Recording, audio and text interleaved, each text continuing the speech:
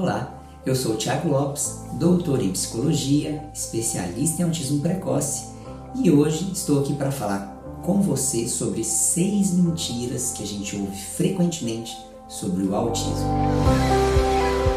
O primeiro fato que é uma inverdade é: autismo leve não precisa de tratamento. Muitas pessoas, muitas vezes até mesmo profissionais que fazem avaliação e diagnóstico de crianças com autismo, acham que autismo leve não precisa de tratamento, que basta colocar a criança na escola, basta colocar a interação com outras crianças que tudo vai se resolver. Existe uma comorbidade muito grande no autismo leve com transtornos de ansiedade. Os índices de uso de tóxicos, de toxicomania, de drogas legais e ilegais e de vícios nos adultos que têm autismo leve é muito maior do que na população geral e muitas vezes elas precisam do uso da substância para compensar essa ansiedade ou as dificuldades como forma de automedicação. Também o índice de adultos e jovens adultos com autismo leve que acabam cometendo suicídio é mais alto do que o das pessoas com desenvolvimento típico. É muito mais elevado. Então, gente, não é porque a criança tem autismo leve que essas dificuldades e o sofrimento que pode causar no indivíduo vai também ser leve. A gente deve levar a sério o autismo leve. A gente precisa garantir também que a criança com autismo, mesmo que seja leve, receba o suporte necessário.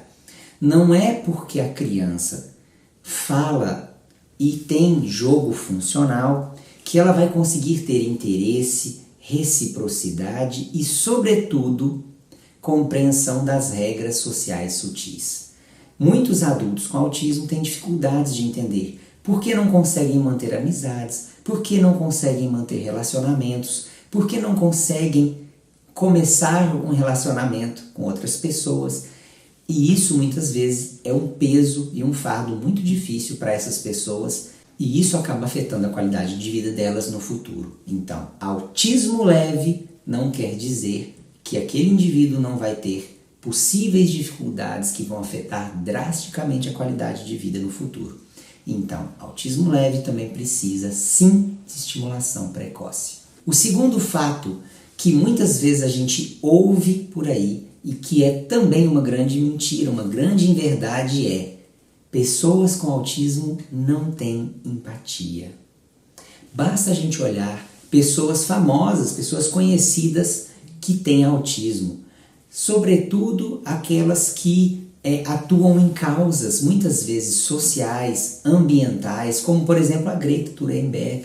Muitas vezes vocês veem um nível de empatia por causas coletivas que é superior inclusive a das pessoas que tiveram um desenvolvimento típico. Eu conheço pessoas no espectro do autismo que são médicos, enfermeiros, que são pessoas cuidadoras dos outros e que têm um nível de empatia muito grande. Muitas vezes, inclusive, uma das dificuldades que as pessoas podem ter é sentir uma empatia e não conseguir distinguir muito a dor dele da dor do outro e sofrer como se fosse com ele as situações difíceis que eles estão passando. Então é mentira que as pessoas com autismo não têm empatia e mesmo com a estimulação precoce, muitas vezes a criança não tem reciprocidade, que é diferente de empatia, mas desenvolvendo a reciprocidade, observando mais o outro, participando mais das interações com os outros, essa empatia que muitas vezes ainda não está tão desenvolvida num indivíduo pequeno ou numa pessoa que ainda não tem muita reciprocidade, pode se tornar algo mais concretizado, mais sólido. E essa capacidade de empatia muitas vezes se fortalece com o aumento da reciprocidade. Então, crianças, adolescentes e adultos com autismo têm sim empatia. Uma terceira inverdade, uma terceira coisa que a gente ouve muito é que pessoas com autismo não têm interesse social. Não ter interesse social não é um critério diagnóstico do autismo. Inclusive, muitas das nossas crianças com autismo têm interesse social excessivo. Buscam excessivamente o interesse e a partilha do tempo e da interação com outras pessoas. O que faz ela estar no espectro, muitas vezes, não é o baixo interesse social. Eu já vi muitas pessoas descartarem o diagnóstico de autismo porque a criança tem interesse social. O que eu preciso olhar é se ela é capaz de comunicar este interesse, se esse interesse social se dá através de iniciações sociais apropriadas ou não. Muitas das nossas crianças têm interesse nas outras crianças, mas vão brincar pegando no rostinho, colocando o carrinho na cabeça, puxando ou empurrando a criança. E elas fazem isso como forma de interagir. Elas têm interesse. O que muitas vezes falta é a compreensão de uma comunicação social mais adequada. É verdade que muitas crianças com autismo têm um interesse social reduzido, mas isso não é verdade sobre todas as crianças no espectro. E mesmo as crianças que têm um interesse social reduzido ou os adultos que têm um interesse social reduzido, isso é uma coisa que é possível da gente modificar. Basta a gente criar oportunidades de interações que sejam positivas e favoráveis e que a gente ensine e exponha eles com frequência a essas interações sociais positivas e favoráveis também. Agora, se toda estimulação que eu vou fazer com a criança é aversiva, se toda estimulação ou interação que eu proporciono para a minha criança acaba sendo desestimulante ou desinteressante para essa criança ou para esse adulto, realmente, às vezes eu estou até mesmo forjando uma redução desse interesse social. Uma quarta coisa que a gente ouve muito, ou que a gente vê muito na internet, mas que infelizmente ainda é mentira, é o autismo tem cura.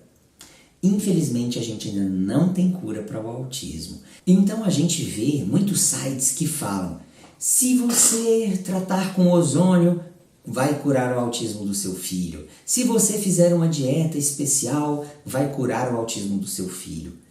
Nenhum dos modelos até hoje criados demonstraram ainda a possibilidade de cura do autismo. E muitos desses tratamentos alternativos, na verdade, causam prejuízos, riscos à saúde da maioria dessas crianças e acabam, muitas vezes, participando de experimentos sem grande comprovação, que muitas vezes atrapalham a dinâmica e a rotina da família ou geram custos desnecessários.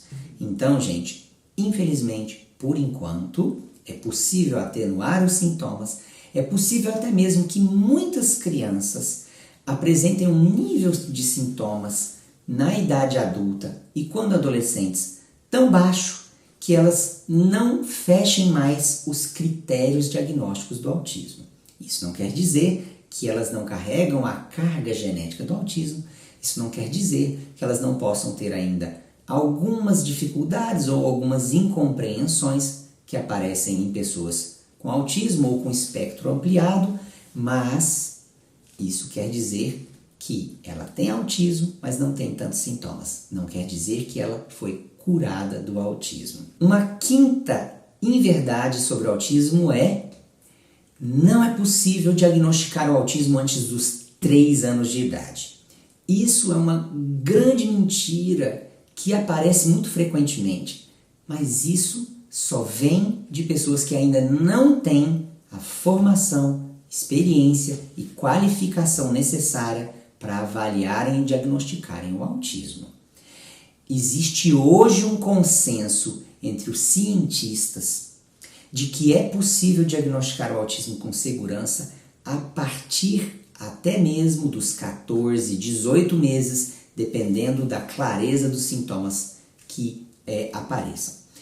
O padrão ouro hoje de diagnóstico do autismo é através de um teste, de uma avaliação que se chama ADUS e de uma escala, um questionário que se chama ADIR. Esses dois são padronizados para crianças a partir de 12 meses e já é possível estabelecer sinais de risco até mesmo em bebês de 1 ano de vida. O diagnóstico pode ser fechado a partir dos 14, 16 e com grande segurança a partir dos 18 meses. Tá? Então, falar que não é possível diagnosticar antes dos 3, antes dos 4 anos, é uma inverdade, é uma mentira. Falta de conhecimento, falta de preparação específica para o diagnóstico e avaliação das crianças com autismo. Finalmente, a sexta mentira é: qualquer causa do autismo que não seja de origem genética ou por algum dos fatores de risco já identificados. Muitas pessoas vão falar assim: o meu filho tem autismo porque ele não brincava com crianças, porque não tem criança na minha família. Tá cheio de crianças que não tem outras crianças no convívio imediato, que não foram para a escola cedo, que não convivem tão frequentemente com crianças e que não desenvolvem um diagnóstico de autismo. O meu filho tem autismo porque ele ficava muito na televisão. O que mais tem no mundo é criança que fica muito na televisão e que não desenvolve autismo. Só 1% da população vai ter um diagnóstico de autismo. Imagina se toda criança que passasse muito tempo na tela, na frente da TV, ou do tablet, ou do celular, fosse desenvolver autismo. Entende? É uma grande mentira que as pessoas ouvem sobre o autismo. Meu filho tem autismo e desenvolveu porque eu trabalhava demais. Ele passava muito tempo sem a mãe, sem o pai. Também não é verdade. O tempo médio de interação de qualidade, por exemplo, nos Estados Unidos, entre pais e filhos, é de 7 minutos.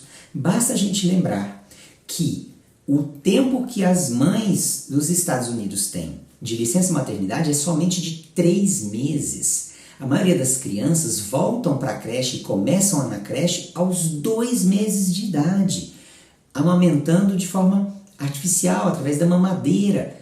Então, gente, se isso fosse verdade, as crianças todas nos Estados Unidos teriam autismo, o que não é verdade, né? Por que é só 7 minutos de interação de qualidade? O pai acorda de manhã, a mãe acorda de manhã, coloca a criança para brincar com os brinquedinhos, prepara o café da manhã, dá comida para a criança, põe no carro, leva para a creche. Período integral. Chega no final do dia, depois do trabalho, eles pegam as crianças. Pega o bebê, por exemplo, tá todo mundo exausto. Coloca a criança para brincar com seus brinquedinhos ou para assistir televisão. Enquanto preparam a janta, organizam a casa, todo mundo janta, todo mundo vai assistir televisão de novo, conta uma historinha, brinca com alguma coisinha que dá aqueles 7 minutos de interação e todo mundo vai dormir. E a vida segue assim, dia após dia. Então o tempo médio é de 7 minutos. Então a gente falar que é causado porque teve pouca interação com os pais, porque não tem criança na família, porque ele assistiu muita televisão, isso não é a causa do autismo. Os estudos mais recentes apontam o autismo como tendo uma base 98% genética. Então, isso não é verdade. O autismo não foi causado pela televisão, nem pela baixa interação, nem porque você trabalhava demais.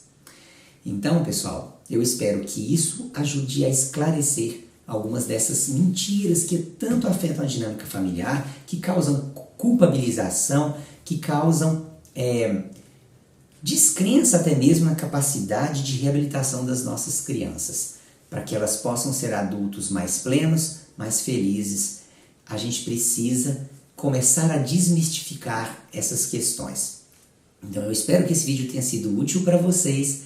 Não esqueça de compartilhar, de escrever outras questões aqui embaixo nos comentários. Que outro tipo de mentira você tem ouvido por aí? Que outro tipo de coisa as pessoas têm falado sobre autismo e que não é verdade? Deixe o seu joinha, se inscreva no canal para ajudar a gente a crescer cada dia mais. Muito obrigado pela sua participação e até mais.